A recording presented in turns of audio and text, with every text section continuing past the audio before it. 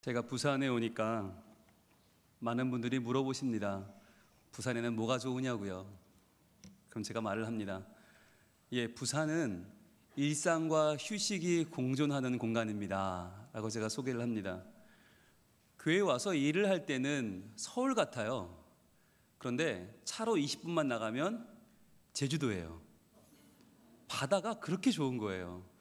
저는 서울에 살 때 여름마다 제주도로 휴가를 갔습니다. 왜냐하면 바다가 보고 싶어서요.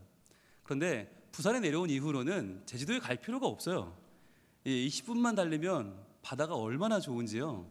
그래서 이렇게 좋은 곳이 있을까. 도시와 바다가 공존하는 곳, 서울과 제주가 공존하는 곳 부산.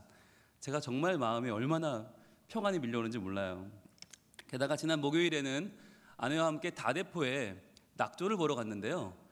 낙조를 보러 갔는데 딴 거에 눈이 꽂혀가지고 한참 앉아 있었어요. 뭐냐면 이 꿈의 낙조 분수에서 음악 분수 공연을 하는데 기가 막히던데요. 저도 해외에 나가서도 그런 공연을 봤지만 이렇게 멋있는 공연은 처음인 것 같아요. 넋을 놓고 봤어요. 한 15분이 어떻게 지나간지 모르겠어요. 노래도 가요, 팝, 클래식, 뽕짝까지 여러 장르들이 돌아가며 나오는데 그 앞에 있는 분수가 가운데 있는 주포도 있지만 옆에서 쏘는 거 이런 거 저런 거 막 해가지고 온갖 그 수백 개의 분수가 온갖 조명과 함께 이게 박자대로 움직이대요. 되게 신기하대요. 그날 마지막 피날레가 제가 아주 좋아하는 곡이었는데 무한궤도가 부른 그대에게라는 곡이었거든요. 근데 노래가 불려 퍼지는데 그 음악 분수가 춤을 추는데요. 너무 멋있더라고요. 그대를 포기할 수 없어요. 차차차차차차 쭉 부시 이렇게 올라오는데 정말 너무 좋아서 제가 박수를 막 쳤어요. 저도 모르게 막 박수를 치고 그 다음날 제가 또 와서 봤다니까요. 금요일날 제가 아내를 불러서 또 가자고. 우리 낙조가 문제가 아니라고. 지금 이거 얼마나 멋있던지요. 물이 쫙쫙쫙쫙 하는데 정말 너무 멋있었어요. 여러분, 근데요, 만약에 누군가가 이 꿈의 낙조 분수를 보고 저거 그까이 거 그냥 물 뿌리면 돼, 그냥 적당히 음악 틀고 물 뿌리면 저렇게 나와 라고 한다면 여러분 뭐라고 하시겠어요? 적어도 저는 절대 아니라고 그럴 것 같아요. 절대 아니다, 그럴 수가 없다. 왜요? 저걸 0.1초까지 계산해서 물을 뿌리고 조명을 쏘지 않으면 그렇게 멋진 작품이 나올 수가 없어요. 대충 물 뿌리고 그냥 조명 켜두고 음악 켜놓으면 그렇게 나올 수가 없는 거예요. 정말 정교하게 누군가가 프로그래밍을 하고 수십 명이 달라붙어서 그 스태프들이 그것을 만들어내지 않으면 안 되는 거죠. 그렇다면 한 가지, 여러분, 비는 어떻습니까? 잠깐 15분 동안 물을 뿌리는 그 시간이 그렇게 정교하게 수많은 사람들의 노력이 필요한 작품이라면 여러분, 그보다 훨씬 더 스케일 큰 어마어마한 스케일의 비는 어떻습니까? 그런데 우리는요, 의외로 비에 대해서는 되게 둔감해요. 그 15분짜리 분수에는 박수를 치고 넋을 빼고 보면서 우리는 평소에 내리는 비에 대해서는 그냥 비가 오네, 귀찮아, 오늘 나가야 되는데 물 튀겠네, 귀찮아. 비에 대해서는 감흥이 없어요. 그런데요, 우리가 하나님의 은혜를 사모하며 성경을 읽을 때 성경 속에 나타나는 비라고 하는 존재가 어떤 것인가, 하나님이 준비해 주시는 그 비의 은혜가 어떤 것인가를 알면요, 우리가 정말 성경이 다시 보이고 세상이 다시 보일 수밖에 없어요. 여러분, 이스라엘 백성들은요, 광야 생활 아닙니까? 우리처럼 사계절도 없고요, 우리처럼 비도 잘 안 내려요. 정말 비가 귀한 그 동네에서 비라고 하는 존재는 어떤 존재냐 한번 보겠습니다. 욥기서 5장으로 갑니다. 욥기서 5장 9절과 10절인데요 욥기서 5장 9절은 이렇게 굉장하게 시작을 합니다. 하나님은 헤아릴 수 없이 큰 일을 행하시며, 헤아릴 수 없이 큰 일, 우리는 상상도 못하는 큰 일이 있다는 거예요. 기이한 일을, 놀라운 일을, 말도 안 되는 일을 셀 수 없이 행하시나니. 그러는데 그럼 과연 궁금해지잖아요. 과연 헤아릴 수 없이 큰 일이 뭐냐, 기이한 일이 뭐냐 보죠. 뭘까요? 10절에 이렇게 말씀합니다. 비를 땅에 내리시고 물을 밭에 보내시며. 그래요. 이거 우리가 볼 때는 헤아릴 수 없는 큰 일이라면서요, 기이한 일이라면서요, 그런데 고작 비 내리고 물 보내주시고 그 정도야 우리는 그렇게 생각하잖아요.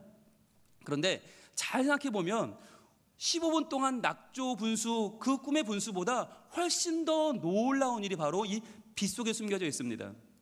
자, 우리가 이스라엘에 사는 목자가 한번 되어볼게요. 이스라엘에 사는 목축업자와 농부가 한번 되어볼게요.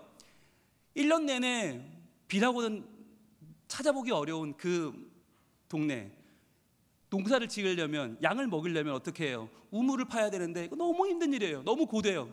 아무리 우물을 잘 파도요, 그 물을 다 댈 수가 없어요. 그럼 어떻게 하면 좋겠습니까? 제일 좋은 방법은 서쪽에 있는 지중해에서 그 어마어마하게 많은 물, 그 물을 퍼다가 부으면 되잖아요.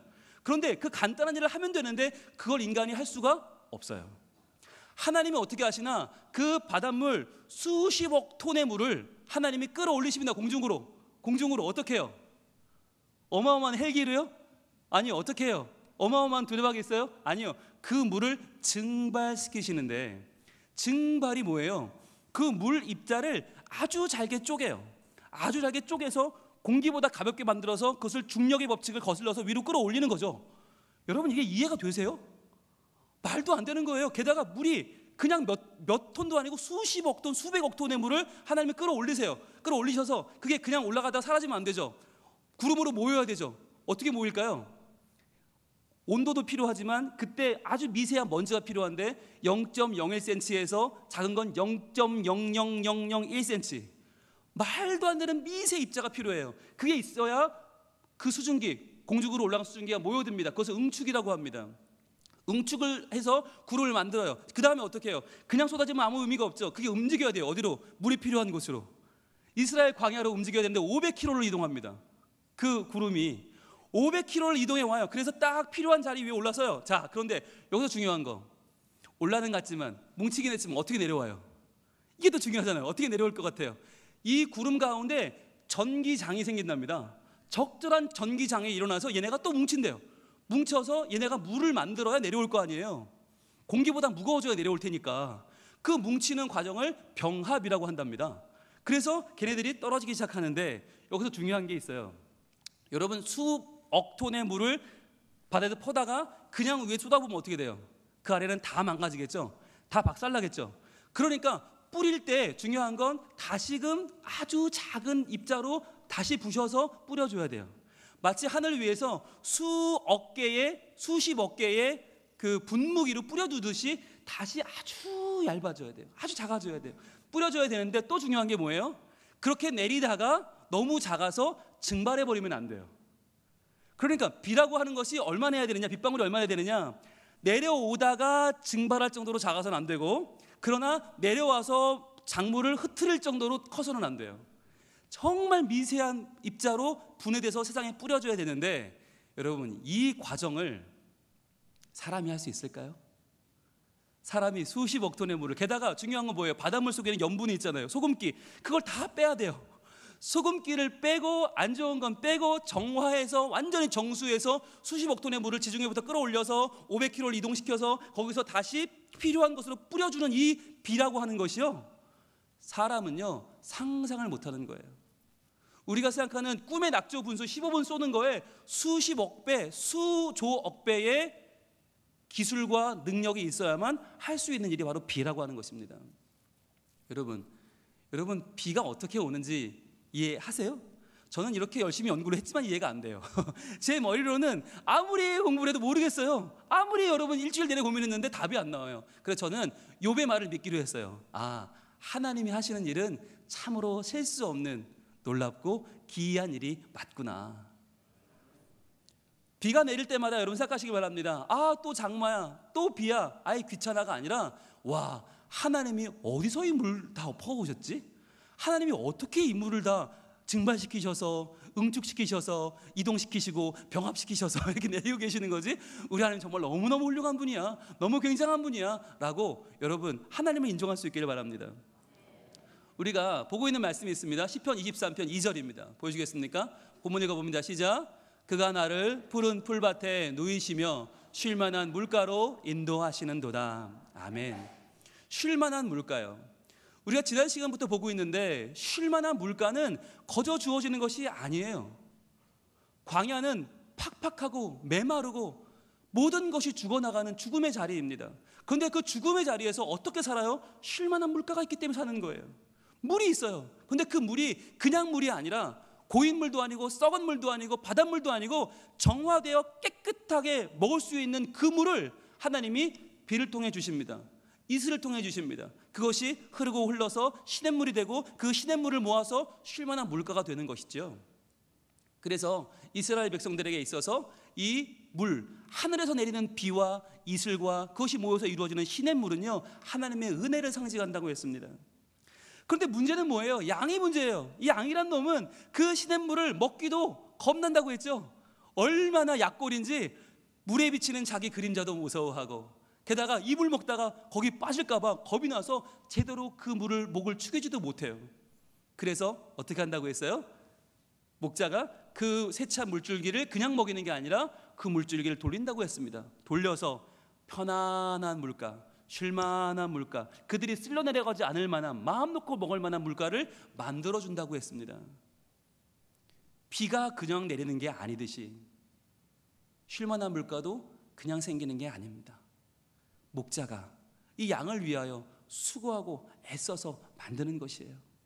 여러분, 우리가 오늘 받는 은혜는 그냥 얻는 것이 아닙니다. 수없이 많은 사람들의 노력과 수없이 많은 사람들의 기도와 그 이상을 뛰어넘는 하나님의 사랑과 배려가 오늘 받는 우리의 은혜를 준비해 주시는 줄로 믿습니다.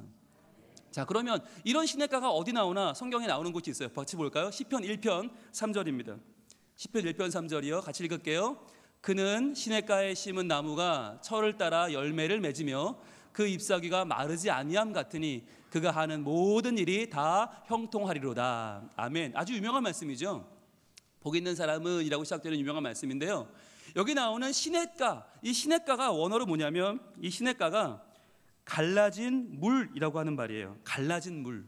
자, 무슨 말이냐면 팔르게 마임, 팔르게라는 말은 갈라졌다 하는 말이고 마임이란 말은 물이란 말이거든요. 시냇가가 바로 갈라진 물인데 왜 갈라졌을까요? 흐르던 물을 양이 무서워하니까 목자가 옆으로 갈른 거예요. 갈라 나온 물을 만든 거예요. 그래서 인공 연못을 만든 거죠. 잔잔한 물가를 만든 것입니다. 인공으로요. 그런데 이 인공으로 만들어 놓고 이제 먹으라 하는데 양이 겁이 많다고 그랬죠. 이거 물 아니죠. 이거 가짜죠. 안 먹어요. 그래서 걔 때문에 어떻게 해요? 조경을 또 합니다. 그래서 시냇가에 심은 나무, 심었다라고 하는 이 표현이 뭐냐면 옮겨 심었다라고 하는 거예요. 그러니까 원래 다른 곳에 있던 나무를 옮겨다 심어 조경을 한 거예요. 여기다가. 왜? 양을 위해서. 양아, 걱정하지 마. 이거 진짜 물 맞아. 먹어도 돼. 라고 하는 뜻으로 거기다가 나무를 심고 그 나무의 그늘 아래서 물을 먹도록 배려하는 거예요. 그러니까 얼마나 목자가 멋있어요. 그런데 옮겨 심은 나무가 여러분 잘 자라요? 원래 잘 안 자라죠. 금방 죽죠. 그런데 이 물가에 심은 나무기 때문에 어떻게 해요? 이 심은 나무가 철을 따라 열매를 잘 맺어요. 게다가 그 잎사귀 또 마르지 않아요. 여러분, 저는 부산 와서 이렇게 잎사귀가 멋있는 건지 처음 알았어요. 윤기가 흘러요. 서울은 이렇지 않거든요. 그런데 나뭇잎 하나하나에 마치 누가 붓으로 기름을 칠하는 것처럼 윤기가 자르르 흘러요. 너무 놀랐어요. 이게 마르지 않는다는 거예요. 잎사귀도 마르지 않아요. 게다가 그가 하는 모든 일이 다 형통해요. 아니, 나무가 형통한 게 어떻게 있어요? 쭉쭉 뻗어나가고 쭉쭉 자라는 거예요. 열매 맺고 잎 풍성하고 잘 자란다는 거예요. 그렇다면 여러분, 양을 위해서 만든 이 인공 시냇가에 심은 나무조차 이렇게 잘 자란다면 그 시냇가에서 물을 먹고 사는 양은 얼마나 더 잘 자라겠습니까? 주인공은 양인데요, 양을 위해 준비했는데요, 엑스트라인 나무도 이렇게 잘 자라요. 그러면 양은요 더 말할 게 없는 거죠. 왜요? 은혜를 먹고 살기 때문입니다. 말씀드렸어요. 양은요 먹성은 좋지만 갈증을 느끼지 않는다고 그랬어요. 그래서 광야에서 키우기 좋다고 그랬죠. 그런데 갈증을 느끼지 않는다고 해서 물이 필요하지 않은 것은 아닙니다. 물 안 먹으면 죽습니다. 근데 지는 그걸 몰라요. 그래서 어떻게 해요? 어떻게든 와서 부담 없이 먹을 수 있도록 나무도 심어놓고 물도 잔잔하게 만들어놓고 그 물가로 양을 인도해 가는 것입니다. 그것이 목자의 사랑입니다. 여러분, 우리도 살아가면서 이렇게 나를 위해 허락되는 은혜가 있는데 이 은혜는 결코 저절로 주어진 것이 아니라는 것을 기억해야 됩니다. 절대로 그냥 된 것이 아닙니다. 여러분, 어제 결혼 예식이 있었거든요. 이제 다음 토요일도 결혼 예식이 있는데, 여러분, 결혼 예식이 있으면 우리는 어떻게 해요? 가서 축하합니다 그리고 봉투 하나 내고 예식 보고 맛있게 먹고 와요. 뭐 신부가 이쁘네, 신랑이 잘생겼네, 그리고 와요. 우리는 아무렇지 않아요. 그런데 그 결혼식이 그냥 아무런 준비 없이 이루어졌습니까? 아니죠. 그 하나의 결혼식 30분짜리를 위해서 얼마나 많은 사람들이 계획을 하고 꿈을 꾸고 준비를 하고, 두 남녀가 만나서부터 시작해서 데이트를 한 해 만에, 애프터를 신청한 해 만에부터 시작해서 차를 마시네, 영화를 보내, 얼마나 많은 시간 동안 준비가 된 것입니까? 게다가 양가에서는요, 날짜 맞춰야죠, 시간 맞춰야죠, 누가 주례할 거냐, 누가 기도할 거냐, 음식은 어떻게 할 거냐, 얼마나 많은 고민과 수고 끝에 나온 것입니까? 여러분, 그러한 과정을 거쳐야 결혼식 30분이 딱 진행이 될 수 있는 거예요. 여러분, 우리의 예배도 마찬가지입니다. 우리의 예배 1시간 드리고 집에 가는 거, 그래 뭐 주일이니까, 그래 뭐 예배 시간 됐으니까가 아니에요. 바로 이 시간을 위해서 얼마나 많은 하나님의 은혜가 우리에게 지금 부어지고 있는가 하는 것이에요. 얼마나 풍성한 하나님의 사랑이 지금까지 준비되었는가. 그리고 그 핵심에는, 그 준비의 가장 핵심에는 바로 우리 주 예수 그리스도가 계십니다. 우리 같이 한번 볼까요? 고린도전서 10장 3절과 4절 말씀인데요, 이 말씀은 이스라엘이 지나온 광야 생활을 어떻게 견뎠는가, 어떻게 버텼는가 하는 것을 보여주는 말씀인데요, 광야에서 그들은 먹을 것이 없었고 마실 물이 없었어요. 그런데도 40년 동안 굶어 죽은 사람이 없고 목말라 죽은 사람이 없어요. 왜 그런가? 이렇게 말씀을 합니다. 다 같은 신령한 음식, 만나죠. 그 만나를 먹었다라고 기록을 해요. 신령한 음식, 이것은 사람이 만든 게 아니에요. 하나님이 주신 음식, 하나님이 예비하신 푸른 풀밭입니다. 그러니까 신령한 음식이죠. 4절이요, 다 같은 신령한 음료를 마셨으니 그랬어요. 사람이 만든 게 아니에요. 신령한 음료예요. 왜? 이 음료가 반석에서 물이 나왔기 때문이에요. 나올 수 없는 곳에서 물이 나와요. 그래서 이는 그들을 따르는 신령한 반석으로부터 마셨음에 그랬습니다. 그들을 따라왔다는 거예요. 그들이 아무리 힘들고 어렵고 난감해도 그들의 삶을 따라오는 반석이 있었는데, 그 반석이 신령한 반석이었다는 것이에요. 그 신령한 반석에서 물이 나왔어요. 그래서 그들을 먹였어요. 쉴만한 물가는 그 신령한 반석에서 나오는데, 그 반석이 누구냐? 바로 그 반석은 곧 그리스도라라고 말씀하십니다. 여러분, 우리 인생에서 필요한 쉴만한 물가요, 우리 인생에 필요한 그 꼭 필요한 은혜의 자리에 우리가 서게 될 때 기억해야 됩니다. 그 은혜는 어디서부터 온 것인가? 바로 예수님으로부터, 바로 그리스도로부터 우리를 위해서 높고 높은 보좌를 버리시고 낮고 낮은 이 땅에 오셔서 우리를 위하여 십자가에 못 박혀 죽으시고, 우리를 위해서 피 흘리시고 가시 면류관을 쓰시고 모든 물과 피를 쏟으신 그 사랑이에요. 그 사랑 때문에, 그 예수님의 보혈과 그 예수님의 자기의 몸을 찢어 우리에게 허락하시는 그 사랑 때문에 우리는 은혜를 받게 되었다고 하는 것입니다. 오늘 우리는 성찬식을 합니다. 성찬식 가운데에서 기억할 수 있기를 바랍니다. 오늘 우리가 먹는 이 떡은, 우리 주님의 살은 바로 우리를 향한 예비된 은혜입니다. 오늘 우리가 마시는 이 잔은 우리 주님의 우리를 위해 흘려주시는 보혈입니다. 이 보혈은 바로 우리를 위하여 준비된 은혜의 증거입니다. 이것을 먹으면서 깨닫기를 원합니다. 기억하십시오. 하나님은 우리가 은혜 가운데 살기를 원하시며, 하나님은 우리가 그 은혜 가운데 매일매일 감사하기를 원하시며, 쓰러지고 넘어지고 지치고 아프고 절망할 수밖에 없는 그 순간 속에도 우리를 향해 예비되어 있는 그 은혜, 하늘에서 비처럼 내리는 그 은혜, 비 한 방울도 그냥 내리는 게 아니라 하나님의 계획인 것처럼, 쉴 만한 물가가 그냥 주어지는 것이 아니라 목자의 수고와 사랑으로 준비되어지는 것처럼 우리에게 허락되는 매일매일의 은혜가 바로 우리 예수님의 십자가의 보혈과 그 희생과 사랑으로 주어진다고 하는 사실을 기억하고, 성찬식을 맞이하는 우리의 이 마음이 이번 한 주간을 살아가는, 또 한 달과 1년과 우리 앞날을 살아가는데 다시 한번 용기가 되고 희망이 되고 소망이 되는 오늘 이 시간 될 수 있기를 우리 주님 원하고 계십니다. 우리 이 시간에 같이 찬양할까요? 주께 가까이 나아갑니다. 주님, 목마른 나의 영혼을 채우시옵소서. 이 시간 그냥 포도주 한 잔 마시는 걸로 끝나지 않게 하시고, 그냥 빵 한 조각 먹는 게 끝이 아니라 주님, 갈급한 나의 영혼이, 목마른 나의 영혼이 우리 주님을 만나는 복된 시간이 되게 하여 주옵소서. 주님, 날 인도하여 주시옵소서. 고백합니다. 가까이 나를 이끄소서. 간절히 주님만을 원합니다. 채워주소서. 주의 사랑을 진정한 찬양 드릴 수 있도록 주께 가까이 나를 이끄소서. 간절히 주님만을 원합니다. 채워주소서. 주의 사랑을 진정한 찬양 드릴 수 있도록 목마른 나의 영혼 주를 부르니 나의 맘 만져 주소서.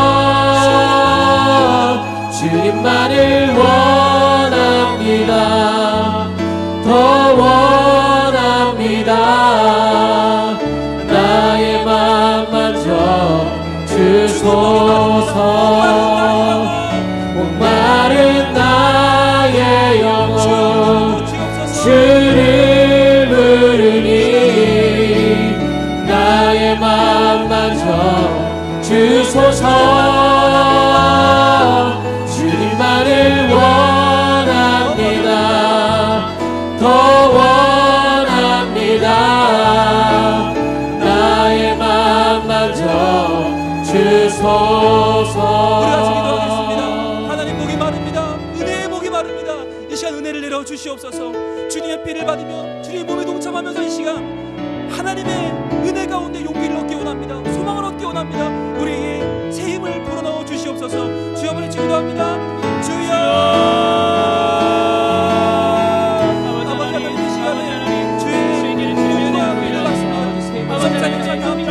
주의 이 시간 하나님 우리에게 주신 하나님의 넘치는 사랑 가운데 우리가 받으시기를 원합니다. 한 방울도 우리에게 그리고 하나님의 주시는 주님 우리가 원하시는 무엇 하나도 부정을 얻는 것이 아닌데 우리 주님 우리를 위하서 죽으시는 우리를 위하서 십자가를 지시고 구원하신 그 사랑 그 주님의 사랑을 기억하며 감사합니다. 주여 신령한 음료를 마시고 신령한 신을 먹는 이 시간 주여 신령한 말씀이 예수님을 기억하는 끝이 될 수 있도록 주여 주시옵소서.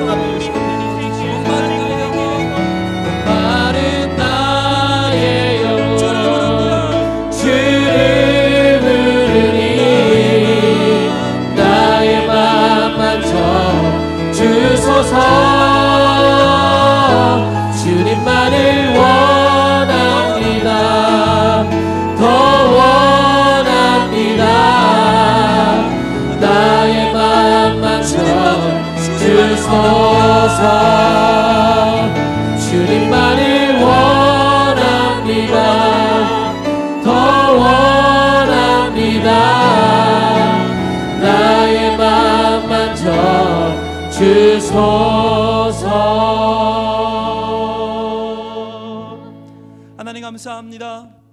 우리를 위하여 저 빗방울 하나도 그저 떨어지는 것이 아니라 하나님의 사랑과 하나님의 배려가 함께하는 주의 은혜의 빗방울인 줄로 믿습니다. 주님 이 시간에 우리를 위해서 허락하시는 쉴만한 물가, 우리 주님의 은혜의 자리가 우리에게 얼마나 감사한 것인지 다시 한번 깨닫는 자리가 되게 하여 주시옵소서. 이 시간 우리가 성찬식을 맞이하며 신령한 음식과 신령한 음료를 마십니다. 주님 이 모든 것이 그저 주어진 것이 아니라 신령한 반석이신 우리 그리스도 주 예수 그리스도께서 주시는 사랑의 증거임을 믿고 이 시간 믿음으로 동참하게 하옵소서. 그리하여 주의 몸과 피가 우리와 언제까지나 함께 하시고 우리를 지키시며 보호하시며 건지시는 생명의 주인이신 우리 주님 함께 하시는 증거가 되게 하여 주옵소서. 예수님 이름으로 기도합니다. 아멘.